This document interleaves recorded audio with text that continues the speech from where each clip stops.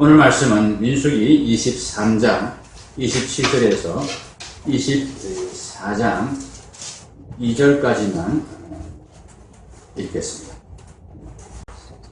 본문 장면은 사실 기도의 장면입니다. 기도의 장면인데 좀 이상한 기도의 장면이죠. 주술사가 하나님께 기도를 하는 그런 장면입니다. 표현이 적절한지 모르겠습니다만 무당이 하나님께 기도하는 그런 장면이죠. 근데 그런 기도 장면에서 지금 첫 장면이 아니고 두 번째 장면입니다. 원하는 기도 응답이 나오지 않는 겁니다. 내가 원하는 지금 이 주술사에게 기도 부탁을 한 사람이 누굽니까? 발락입니다. 발락. 그리고 기도를 직접 하는 주술사는 무당은 발람입니다. 그죠? 이 발람에게 기도 부탁을 해서 영험한 무당이라고 그렇게 소문난 이 발람을 데려다가 이제 기도 부탁을 하는데 원하는 응답이 안 나온다. 그때 발락이라는 사람이 기도 부탁을 하는 이 발락이라는 사람이 자기가 직접 기도할 수도 있겠죠. 근데 내가 기도하는 것보다 발람이 기도하는 게 훨씬 더 영험하고 기도빨이 세서 기도가 잘 응답이 된다. 이렇게 믿고 있기 때문에 발람에게 계속 부탁을 하는 것입니다. 그런데 기도 응답이 제대로 안 되니까 어떻게 합니까? 27절에 보십시오. 발락이 발람에게 또 이르되 오라 내가 너를 다른 곳으로 인도하리니 네가 거기서 나를 위하여 그들을 저주하기를 하나님이 혹시 기뻐하시리라. 기도 응답이 안 되면 내 기도에 문제가 있는가? 기도의 내용이 잘못되었는가? 그런 생각을 해보아야 되는데 기도의 방법이 잘못된 것 같다. 기도의 정성이 부족한 것 같다. 기도를 더 빡세게 해야 된다. 이런 생각을 하면서 지금 기도를 더 세게 할 수 있고 더 좋은 장소로 기도하기에 더 좋은 장소로 지금 옮겨서 기도를 한번 해보자. 이렇게 발락이 제안을 하고 있는 것입니다. 그 제안에 따라서 발람이 기도를 하는데 처음과 마찬가지로 제물을 일곱 재단을 쌌습니다. 그죠? 수송아지 7마리, 순양 7마리. 이 7이라는 뜻은, 7이라는 숫자의 의미는 완전수입니다. 완전해요. 더할 수 없이 최고로 준비했다. 그렇지. 최고의 재단과 최고의 제물을 준비해서 그리고 최고의 장소에서 한번 우리 다시 기도해보자. 이렇게 기도를 좀 제안하고 있는 것입니다. 그럼 이 발락의 생각, 기도에 대한 이 발락의 생각에 어떤 사상이 스며들어 있느냐 하면은 인과응보의 사상이 스며들어 있습니다. 좀 더 정확하게 표현하면 인과율의 사상인데, 인과율이란 뭐냐 하면은 원인이 있으면 결과가 있다. 원인에 따라서 결과가 달라진다. 이런 사상이고 이런 법칙입니다. 내가 콩을 심으면 콩이 날 것이고 팥을 심으면 팥이 난다. 내가 팥을 심어놓고 콩이 나기를 기대하면 그거는 잘못인 거죠. 그래서 만약 내가 콩을 기대했는데 콩이 안 나왔다. 그러면 내가 콩을 안 심었나? 이렇게 의심해 봐야 된다는 얘기예요. 지금 원하는 응답이 안 나왔으니까 원인은 뭡니까? 기도하면 하나님이 응답을 해주실 것이다. 이렇게 지금 기대하고 기도를 하는 거 아닙니까? 그럼 응답이 안 나와요. 그럼 어떻게 생각해야 돼요? 그러니까 기도를 좀 잘못했는가 보다. 기도를 제대로 안 했는가 보다. 기도를 좀 더 정성껏 해야 되는가 보다. 기도를 좀 더 많이 해야 되는가 보다. 이렇게 생각했단 말이에요. 이것이 발락의 생각입니다. 이게 인과율의 법칙을 따르는 생각입니다. 여러분, 이 인과율이라는 게 없으면 과학이라는 것이 성립할 수 없습니다. 자연과학은 자연의 모든 사물들은 자연의 모든 이치들은 이 원인이 있고 그 원인에 따라서 결과가 나온다. 이런 그런 법칙이 있다. 인과율의 법칙에 의해서 자연은 움직인다. 이 가정하에서 자연과학이 성립하는 것입니다. 그리고 사회과학이라는 것도 있습니다. 자연의 모든 이치는 원인과 결과에 의해서 결정이 되는데, 그러면 사람과의 관계도, 사람의 어떤 삶도 비슷할까? 어떤 원인이 있으면 그 원인에 따라서 결과가 달라지는 것일까? 이걸 연구하는 학문이 뭐죠? 사회과학입니다. 사회과학. 그래서 이런 일이 일어나면, 이런 행동을 누군가 하면, 누군가 그 상대방은 거기에 대해서 이렇게 반응할 것이다. 이렇게 연구하는 것이, 그것이 단위가 뭐 개인 대 개인 혹은 집단 대 집단에 따라서 이제 학문의 영역이 달라지는데, 뭐 심리학이기도 하고, 또 뭐 이렇게 사회학, 심리학, 경제학 이렇게 나누는데, 결국은 인과관계를 연구하는 학문이에요. 누군가가 이렇게, 예를 들어 뭐 이렇게 생산자가 어떤 식으로 행동하면, 그 다음에 수요자들이 어떤 식으로 반응해서 가격이 이렇게 형성되고, 경제가 이렇게 좋아지고 나빠지고, 이런 것들을 연구하는 것이 경제학인 거죠. 인과관계를 연구하는 겁니다. 그러니까 자연이나 사람과의 관계에 있어서는 이런 인과관계가 사실 성립한다는 얘기죠. 그것이 성립하니까 그것을 연구해서 발견해서 그걸 법칙이다. 무슨 법칙 하면서 이야기를 하고, 그렇게 흘러간다. 이런 원인이 발생하면은 이런 결과가 나온다. 이야기를 하는 거예요. 자, 우리가 이것에 익숙해 있다 보니까, 이런 자연과학에, 이런 사회과학에 우리가 익숙해 있다 보니까, 하나님과 우리와 인간의 관계도, 자연과학은 자연과의 관계를, 자연끼리의 관계를 말하는 겁니다. 자연이 자연에 의해서 미치는 영향이 이런 인과관계에 의해서 이루어진다, 인과관계로 나타난다 하는 것을 연구하고 발표하는 것이고, 사회과학은 사람과 사람과의 관계를 인과관계로 설명하는 것입니다. 그런데 하나님과 사람과의 관계를 인과관계로 여러분 설명할 수 있다고, 우리가 이 자연과학과 사회과학에 너무 익숙해 있다 보니까 그렇게 오해할 때가 참 많습니다. 이게 문제입니다.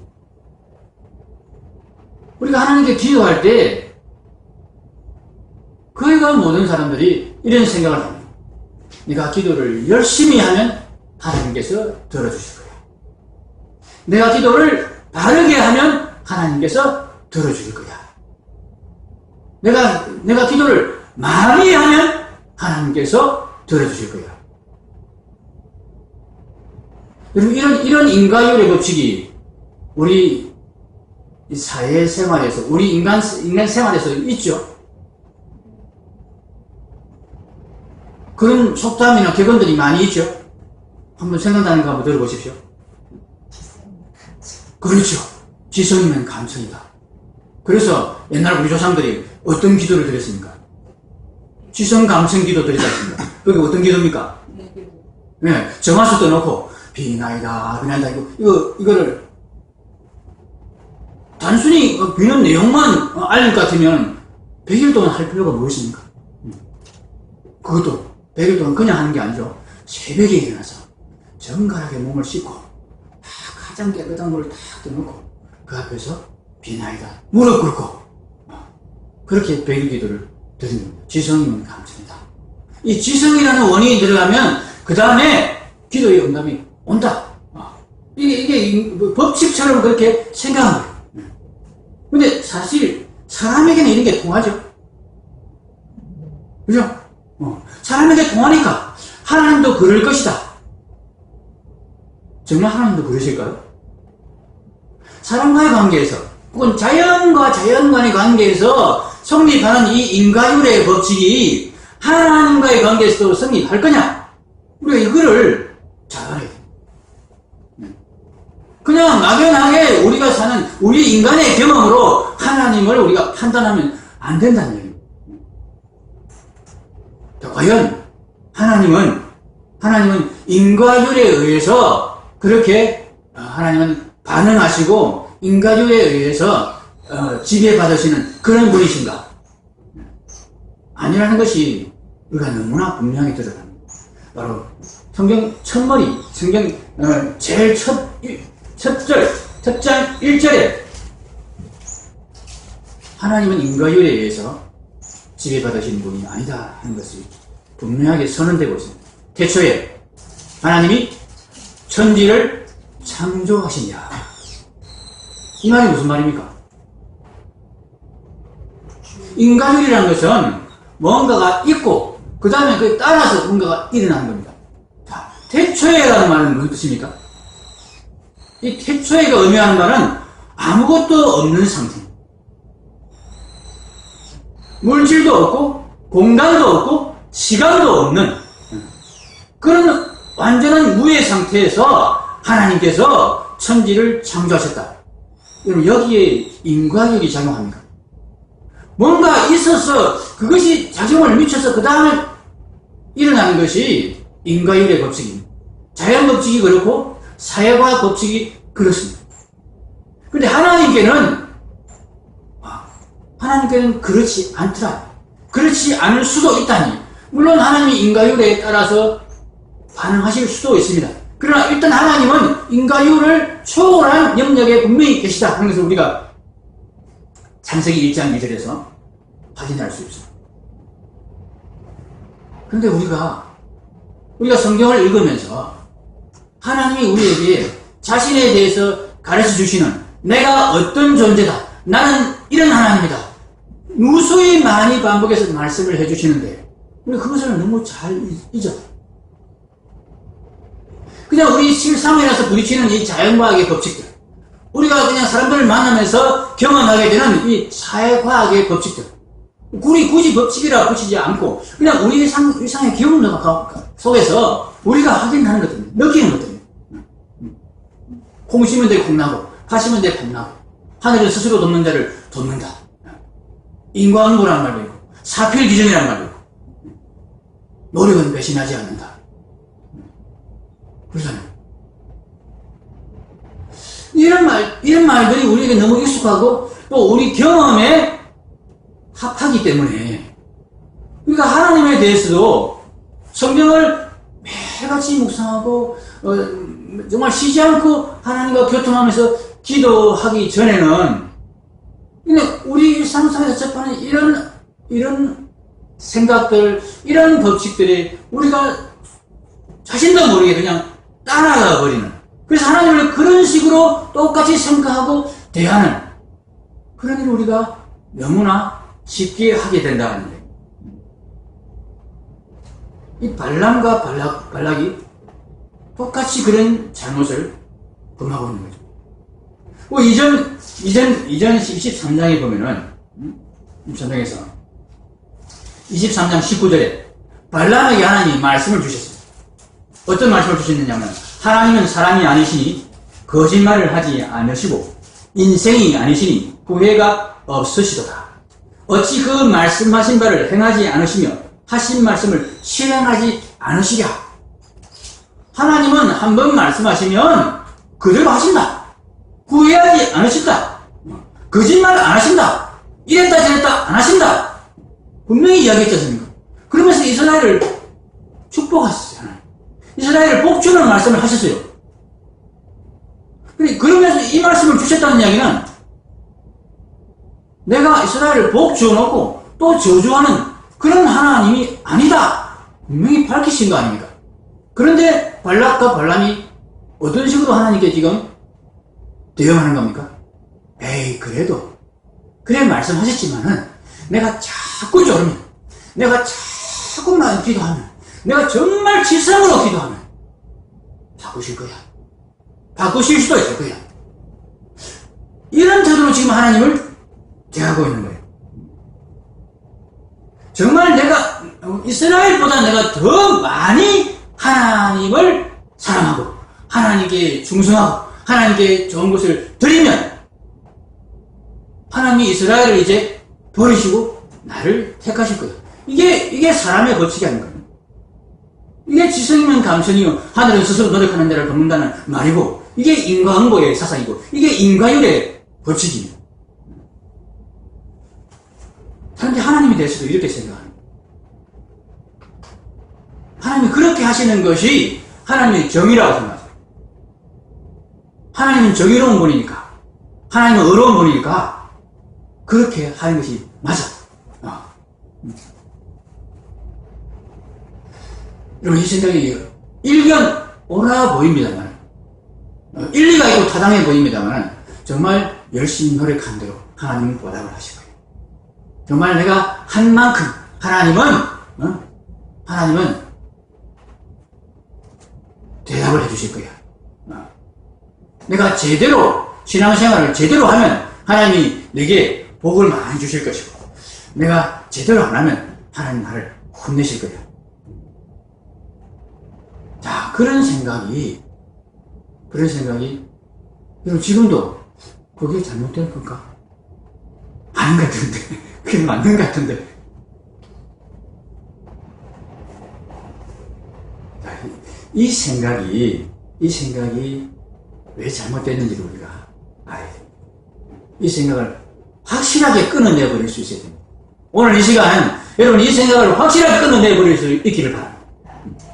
이 생각의 뿌리에 뭐가 들어있느냐 하면은, 이 생각의 뿌리에 인간이 내가 하나님 앞에 가치 있는 존재라는 교만이 도사리고 있습니다. 아닌 것 같은데 한번 잘 살펴보십시오. 내가 열심히 기도하면 그 열심히 하나님을 움직일 수 있다 여기는 것이 여러분 인간의 교만입니다. 하나님을 사람처럼 생각합니다. 사람은 그렇게 할 수 있죠. 그죠? 사람은 아무리 높은 사람이라도, 나보다 훨씬 높은 사람이라도 정말 내가 지성을 다 열심을 다하면 그 사람 감동시킬 수 있어요. 그리고 그 사람이 나에 대한 태도를 바꾸게 만들 수 있습니다. 그런데 그 사람을 기분 좋게 할 수 있다는 얘기예요. 그 사람에게 내가 무슨 가치 있는 그런 일을 할 수 있는 거예요. 그 사람이 가치 있게 여길 만한 그런 일을 내가 해낼 수가 있기 때문에, 뭔가를 했을 때 그 사람이 저 인간이 내게 참 내 마음을 기쁘게 하고 나를 내 마음에 정말 쏙 들게 하고 내게 유익을 주었구나, 이런 결과를 우리가 만들어낼 수 있습니다. 근데 하나님께 우리가 뭘 해가지고 뭘 들여서 하나님께 가치 있는 일을 해낼 수 있을까요?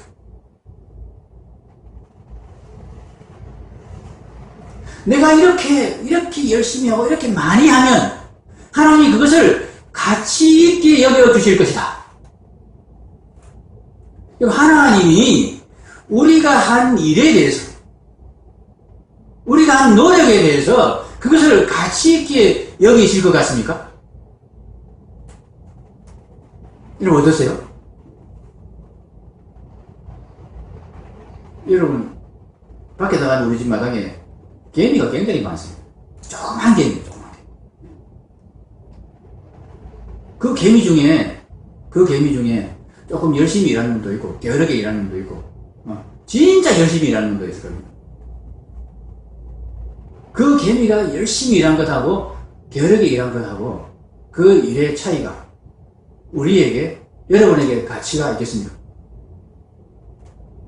얘는 엄청나게 일 많이 했네. 너는 왜 일 저렇게 했어? 이렇게 차이가 나. 이놈은 일을 엄청나게 많이 해가지고 내 일을 많이 덜어줬네. 그렇게 여길 만한 가미가 그렇게 여길 만큼 개미가 일하려면 얼마나 일을 해야 되겠어요? 하나님과 우리의 차이가 우리와 개미의 차이보다 작습니까? 큽니까? 더 큽니다. 비교할 수 없이 큽니다. 개미와 우리는 똑같이 하나님의 피조물일 뿐입니다. 같은 레벨입니다. 같은 레벨에서 정도의 차이가 있습니다. 근데 하나님과 우리는 레벨이 같은 레벨이 아니죠. 이건 완전히 질적으로 다른 레벨. 그 하나님께 우리가 뭔가를 했을 때 우리가 뭔가 노력을 했을 때 그 노력 자체가 과연 하나님께 가치 있게 여겨질 거냐? 우리가 정성을 다해서 그 정성이 하나님께 가치 있게 여겨져서 하나님 그 정성을 보시고 그 노력을 보시고 우리가 한 일을 보시고 그것에 하나님이 조금 감동이 돼서 우리의 기도에 응답하실 건가? 우리가 과연 우리 기도를 열심히 함으로써 하나님을 움직일 수 있는가? 열심히 한 그것 때문에 보좌를 움직이는 기도 그런 말을 하지 않습니다. 우리의 열심이 하나님을 움직일 수 있을 것이다. 그럼 착각입니다. 우리가 열심히 하든 열심히 하지 않든 그것이 하나님께는 아무런 그 열심 자체가 우리가 한 일 자체가 하나님께 아무런 감동을 주지 못합니다. 아무런 의미가 없습니다. 보좌를 움직이는 기도 그 말에 성이 안 차서 보좌를 흔드는 기도 그런 말까지 합니다. 어떻게 인간이 피조물인 주제에 하나님이 보좌를 흔들 수 있단 말입니다. 하나님은 우리에 의해서 움직여 주시는 분이 아닙니다. 움직여질 수 있는 분이 아닙니다. 어떻게 하나님이 인간의 따라서 이리 움직이고 저리 움직이고 그렇게 하시는 분이란 말입니다. 하나님이 우리 기도를 들어주시는 것은 우리가 정성을 다해서 기도했기 때문이 아닙니다. 그럼 그건 착각입니다. 그건 샤머니즘적인 미신에서 나온 잘못된 생각입니다. 우리 조상들이 별기도 하던 그 생각이 아직까지 남아있어가지고 기독교 안에 예수님을 믿는다는 사람들 안에도 아직까지 이런 생각이 남아있는 겁니다. 빨리 끊어내버리시고 하나님이 우리 기도를 들어주시는 것은 우리의 정성 때문이 아닙니다. 우리의 열심 때문이 아닙니다. 우리의 기도 소리가 정말 커서 하늘을 떨어 올렸기 때문에 들어주시는 것이 아닙니다. 하나님이 우리 기도를 들어주시는 것은 하나님이 우리에게 약속을 하십니다. 너희가 전심으로 기도하면 내가 너희 기도를 들어주겠다. 하나님이 약속을 하셨기 때문에 그 약속을 믿고 기도하는 것을 보시고 하나님이 자기 약속을 기억하시면서 우리 기도를 들어주시는 것입니다. 이것을 알아야 됩니다. 우리 기도의 응답은 우리가 기도하면 기도 응답을 해주실 거다. 이 근거가 무엇입니까? 우리에게 있지 않습니다. 내가 이 인과율의 법칙에서 벗어난다는 이야기입니다. 내가 어떤 원인을 제공했기 때문에 내 기도를 열심히 했기 때문에 내 기도를 정말 크게 했기 때문에 하나님이 기도에 응답하신다. 아니라는 이야기입니다. 하나님이 약속하셨기 때문에 우리 기도를 응답하신다 하는 것을 우리가 분명히 알아야 됩니다. 우리의 노력이나 우리의 정성이 하나님께 뭔가를 요구할 가치나 조건이 될 수가 없습니다. 하나님께 정말 내가 많이 노력해서 많이 충성했으니까 하나님 내게 복을 주실 거야. 이런 생각하죠? 네, 헛된 생각입니다. 헛된 생각입니다. 하나님이 약속하셨기 때문에 주십니다. 이게 같은 것 같은데 다릅니다. 하나님이 네가 충성해라. 네가 내게 바쳐라. 그러면 내가 복을 주겠다. 이 약속을 안 하셨으면 아무리 바쳐도 아무리 충성해도 하나님 복 안 주십니다. 복 주실 이유도 없고 우리의 충성과 우리의 바치는 것이 가치가 있어서 주시는 게 아니다 하는 이게 구별이 돼야 돼요. 하나님이 그렇게 하면 내가 복을 주겠다. 복을 줄 거리를 하나님이 만들어서 이게 약속을 해 주시는 겁니다. 하나님의 약속을 믿는 믿음을 우리에게 길러주시려고 하나님과의 관계를 계속해서 만들어가게 하시려고 그런 거리를 만들어 주신 것이지, 우리가 그렇게 하는 것이 하나님께 무슨 가치가 있어서 하나님의 마음이 그러면, 자, 사람에게 우리가 막 충성하고 아부하고 막 이렇게 좀 알랑거리면 그 사람이 마음이 기쁘잖아요. 자신도 모르게 이게 뭔가 떠받들어 주면 기쁘잖아요. 그러니까 그 기쁨이 어떤 대가가 돼가지고, 이렇게 나를 기쁘게 했으니까, 나를 즐겁게 했으니까 내가 뭔가 줘야지, 이렇게 주는 것이 아니다. 하나님 우리가 그렇게 한 그 자체가 기뻐서, 그 자체가 하나님이 가치가 있어서 선물을 주면 선물 보고 입이 회 벌어져서 그렇게 하나님이 우리를 복 주시는 게 아니다. 하나님 그런 선물 하나도 필요하지 않아요. 하나님 우리의 정성 그거 없어도 돼요. 우리가 하나님께 드리는 것 그런 거 하나도 없어도 하나님은 잘 사시는 분이세요.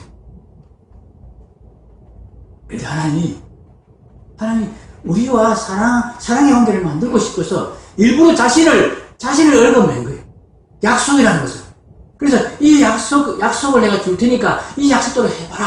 그러면 내가 복을 줄게. 그 약속을 주신 것은 하나님과 우리와 이 관계를 만들고 싶어서 그렇게 하신 것이다. 우리가 하나님을 오해하고 있습니다. 사람처럼 오해하고 있습니다.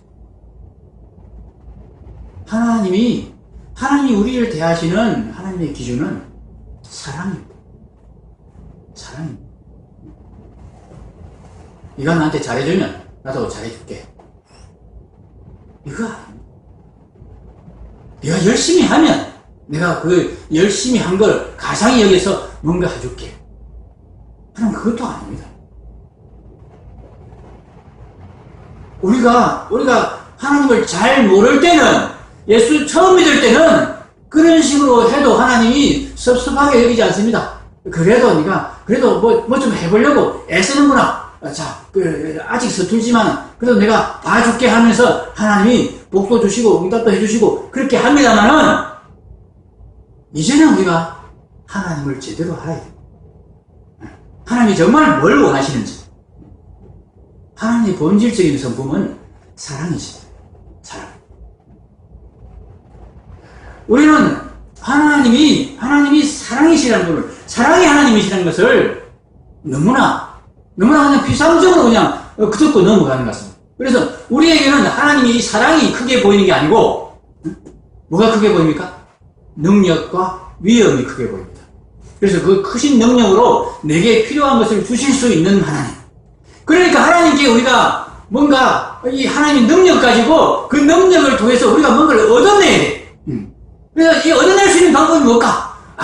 열심을 다하고 지성을 다해서 하나님께 기도하면 하나님이 뭔가 그 큰 능력으로 우리에게 고물을 좀 떼서 주시지 않을까?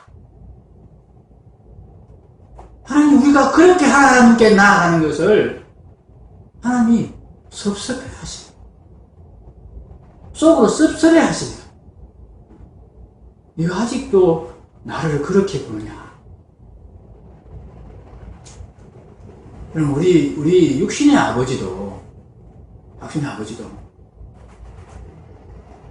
자식이 아버지한테 뭔가 얻어내려고 와서 계속 알람 광고를 끼면서 아버지에게 온갖 이게 아부를 다 뜬다. 근데 그 속에 다 보인다. 그러면 주기는 줍니다. 근데 마음이 씁쓸하죠, 그죠? 하나님도 그러시잖아요.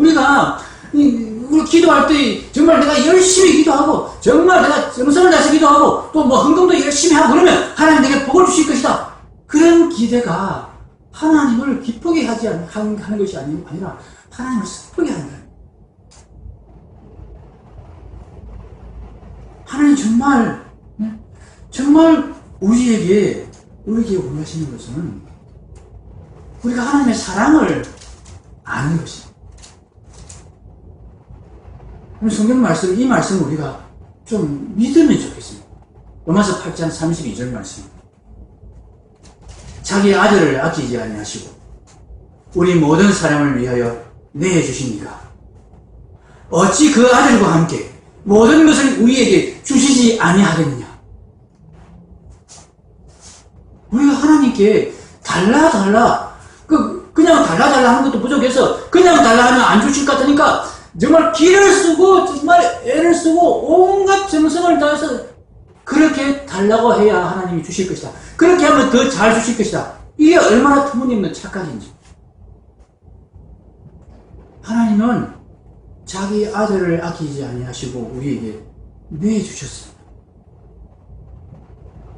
내가 너희에게 내 아들을 내어줬는데 내가 너희에게 뭘 더 아끼겠느냐? 내가 너희가 원하는 것을 내가 막 열심히 기도해 주는 그런 하나님으로 아직도 내가 그렇게 생각하고 있느냐? 내가 이걸 다 줬는데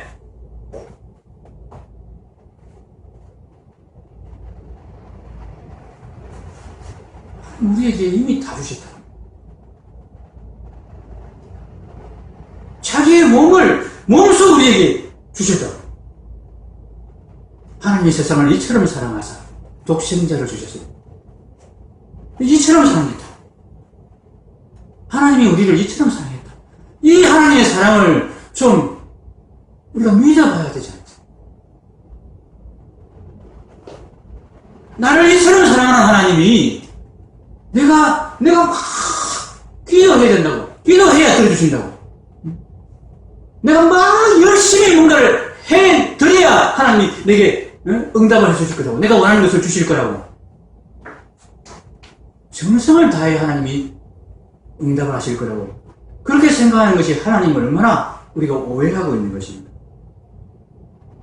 우리에게 목숨을 내어주신 예수님께 우리가 예수님 이거 해주십시오, 저거 해주십시오. 그렇게 참 달라고 기도하는 것이 얼마나 예수님께 황당한 기도가 되겠습니까?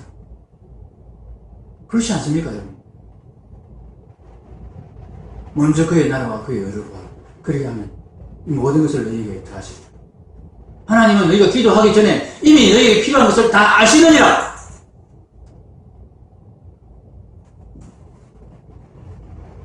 발람은 기특하게도 기도하는 중에 하나님의 말씀을 듣는 중에 하나님에 대해서 좀 알게 된 것 같습니다.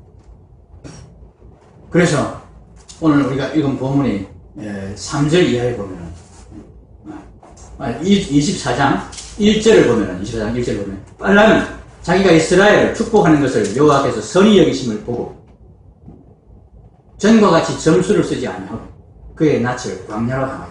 점수를 썼다는 이야기는 온갖 짓을 다 했다는 얘기예요. 기도 응답을 받기 위한 온갖 장치와 온갖 노력을 다 한 것을 말하는 거예요. 근데 그렇게 하지 아니하고 그냥 민낯으로 하나님께 나갔다는 얘기예요.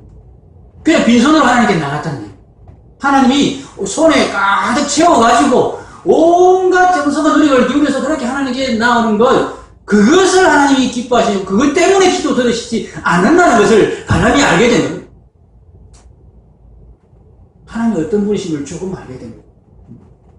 우리가 하나님 앞에 나올 때 좀 하나님을 이렇게 알고 하나님을 정말 제대로 대하면서 그렇게 하나님께 기도하면 하나님의 기도를 정말 기뻐하시며 들으시지 않을까요?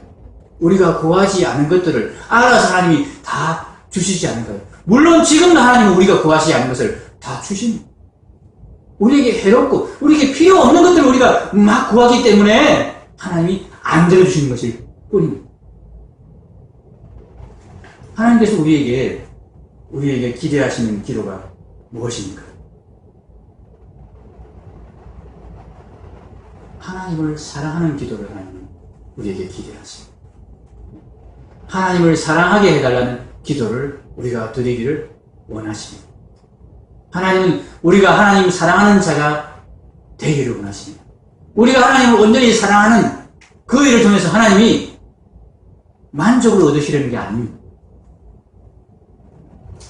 제가 나를 사랑하니 기분 좋아. 하나님이 그렇게 기분 좋으려고 우리에게 하나님을 사랑하라는 계명을 주신 것이 아닙니다. 이 하나님을 사랑하는 자가 될 때에 하나님이 우리에게 아낌없이 모든 것을 맡길 수 있기 때문에 그렇습니다. 우리에게 더 이상 하나님이 아직은 때가 아니라고 여기면서 주시기를 숙여놓고 있는 그런 것들을 하나님이 유보시킬 필요가 없게 되는 그런 상황이 우리가 하나님을 전심으로 사랑하는 상황이기 때문인 것입니다. 뜻을 다하고 힘을 다하고 성품을 다하고 목숨을 다하여 주 너의 하나님을 사랑하라. 이 계명이 하나님이 자기 좋으라고 주신 계명이 아니라는 거예요. 우리에게 하나님 모든 것을 맡겨주시려고, 우리에게 하나님의 모든 것을 주시려고, 하나님의 전권을 우리에게 맡겨주시려고, 그렇게 우리에게 이 계명을 주신 것입니다. 이 사랑의 계명을 우리가 실천할 수 있고 실제로 행할 수 있도록 하기 위해서 하나님의 독생자를 우리에게 보내주신 것입니다. 우리 옛죄를 사하시고 그 옛 사람을 포기하고 이제 새 사람으로 살겠습니다. 이 믿음을 고백하는 자들에게 성령을 보내셔서 언제나 항상 함께 성령님과 살아가는 이 새 사람, 예수 그리스도 안에 사는 이 새 사람의 삶을 살게 하시는 것입니다.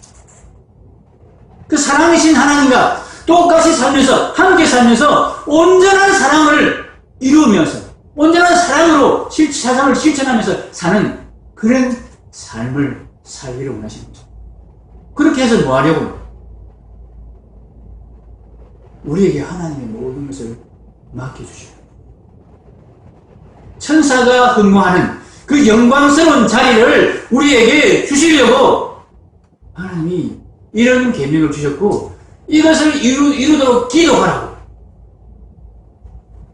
이것을 이루어달라고 기도하라고, 그러면 내가 이루어주겠다, 그렇게 말씀하신 것입니다. 우리가 이 기도를 드렸으면 좋겠습니다. 하나님이 우리를 얼마나 사랑하시는지 우리가 안다면, 독생자를 아낌없이 주신 하나님의 사랑을 안다면은